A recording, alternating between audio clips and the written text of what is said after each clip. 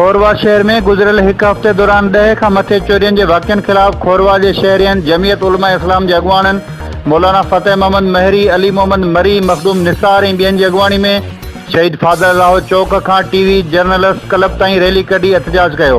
इन मौके ते अगवाननि मीडिया सां ॻाल्हाईंदे चयो त SHO खोरवा शहर में थींदड़ बदअमनी में मुलविस आहे। चोर पकड़े ॾिना पर SHO उन्हनि खां पैसा वठी छॾे ॾिनूं। हींअर असां चोर हथ में ॾिनासीं तॾहिं उन्हनि खां पैसा वठी छॾे ॾिनई। असांखे चई त जे अवीं मथे कदम खणंदा त असीं अव्हांखे ॿधंदासीं ऐं पंहिंजे चोरनि खे असीं कोन्दा ॿधूं। हींअर असांजे ॻोठ मां छेला चोराइजी विया, तेल कंपनी मां चोराई थी, असांजी ओताक तां मोबाइल खजी वई, उनखां पोयां 2-3 चोराइयूं ॿियूं थियूं। जेॾी महिल असीं वञूं था त तेॾी महिल असांखे दाबा थो ॾिए त थाणो अव्हांजे पीउ जो आहे, जेॾी कंहिं महिल बीठायो हिते। असांजो इहो ई मुतालबो आहे त इनखे हटायो, कोई ईमानदार ऑफिसर रखियो वञे। खोरवा जो SHO अचण खां पोइ खोरवा शहर जी मतिलबु निधणको थी चुको आहे।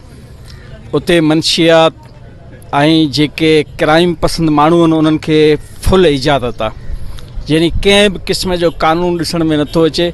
इन जे करे दोस्त मजबूर थी करे अॼु प्रेस क्लब ते अची पंहिंजो आवाज़ ऐं पंहिंजो एहतजाज नोट कराइनि था।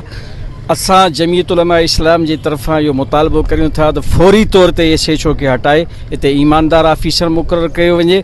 जेकॾहिं असांजे हिन आवाज़ ते ऐं हिन मुख़्तसर काल ते तवजो न ॾिनो वियो त एहतजाज जो दायरो वसी कंदासीं। शइ इहो आहे त SHO खोरवा मेयार अली सठियो साहब जेको आहे सो इलाइक़े में चोरनि, लोफरनि ऐं फोरनि खे खुले छूट ॾेई छॾियो आहे।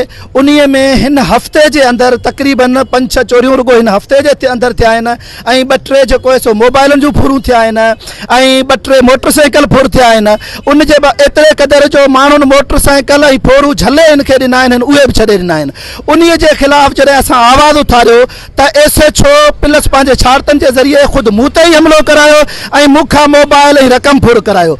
अर्श इहो आहे त SHO मेहार सठियो खे फिलफार बरतरफ़ करे जेको फुर थियल, चोरियूं थियल सामान वापसि करायो वञे, उन्हनि जी इंक्वायरी थी वञे। ॾिसो हिते जेको आहे शहीद फादर राव चौक खां वठी ऐं टीवी जर्नलिस्ट ऑफिस क्लब ताईं जेको हिननि एहतजाजी रैली कढी, उन्हनि में हिननि माण्हुनि जो मुतालबो इहो आहे त SHO खोरवा जेको आहे चोरियूं जेके थियनि थियूं ऐं उते जेके बदअनवानियूं थियनि थियूं उन्हनि में मुलविस आहे, उनखे हटायो वञे, न त असां पंहिंजो एहतजाज जो दाइरो वधाईंदासीं। कैमरामैन अमाला मेमन सां गॾु सनाउल्ला मेमन, गोलारची।